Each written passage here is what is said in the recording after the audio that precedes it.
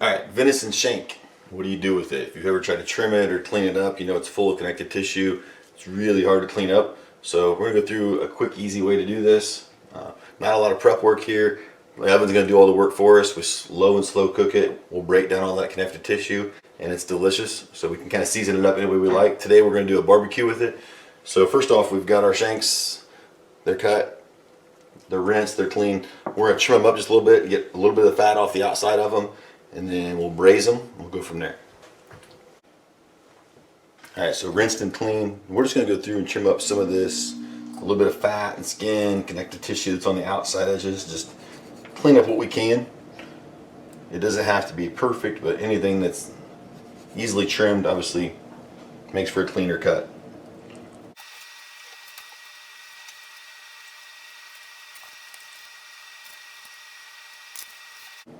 So once we're cleaned up, we're looking like that. We're just going to hit it with salt and pepper, and then we're going to brown both sides.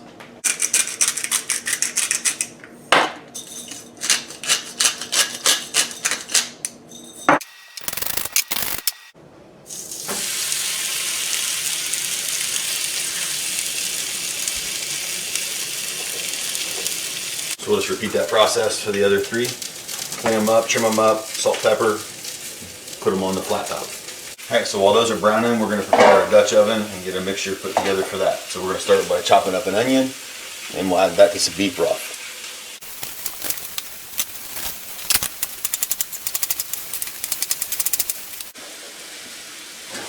Alright, so for our Dutch oven, we're going to do a whole container of beef broth. We'll add our onion.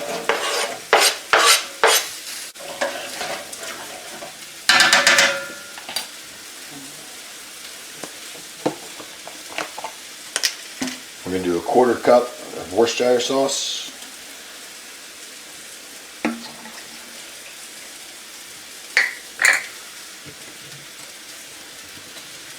And then the 2 shanks we have brown, we'll go ahead and add those.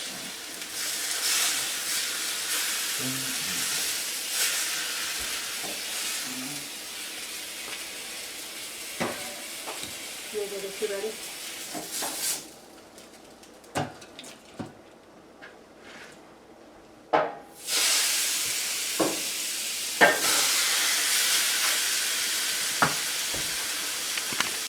We're going to do a barbecue with this, so I'm going to use a barbecue dry rub. So after those have been browned, just kind of literally coat those in a barbecue seasoning.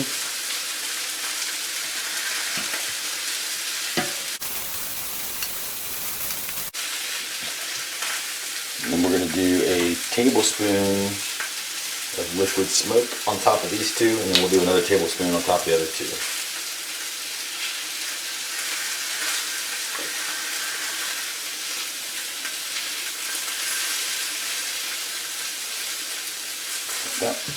We'll wait for these other two to brown up, and then we'll add those. Alright, so our last 2 shanks are coming off the flat top. We're going to hit those with the barbecue dry rub seasoning.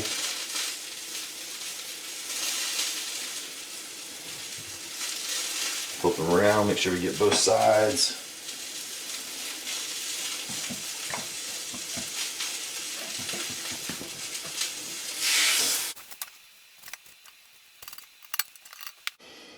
And we'll do our tablespoon of liquid smoke on the 2 we just added.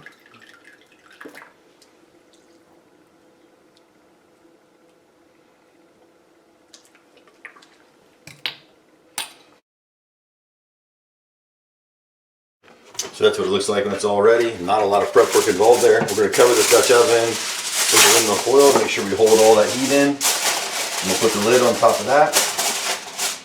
We're going to go 8 hours at 300 in the oven. So it takes time to break all that tissue down. It'll be worth it in the end though. So keep it nice and sealed. Don't check on it.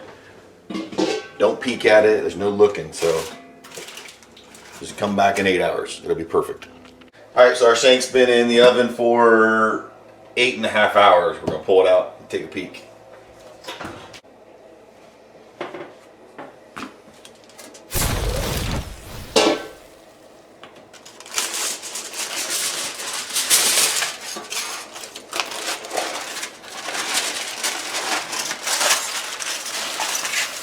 And that is what we're left with.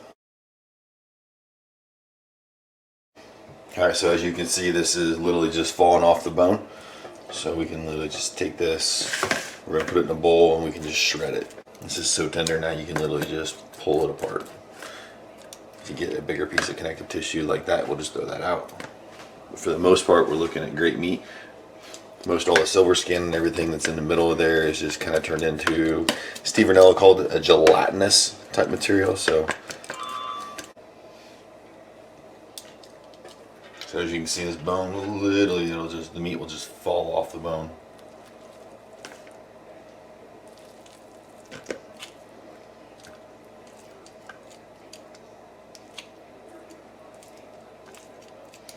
And then this, save that for the dog. She will love you for it.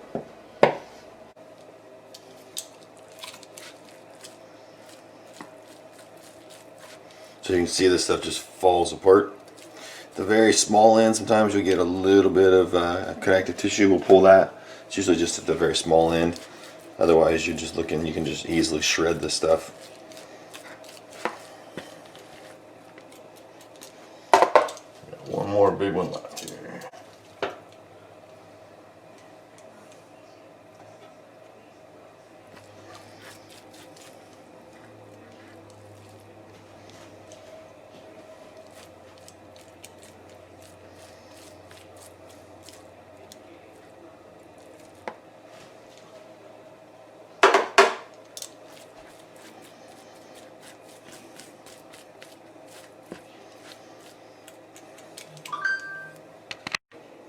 So we end up with a bowl of shredded meat. You can do anything you want with that. Sarah's got a cool recipe she's going to do this weekend, I think, with it.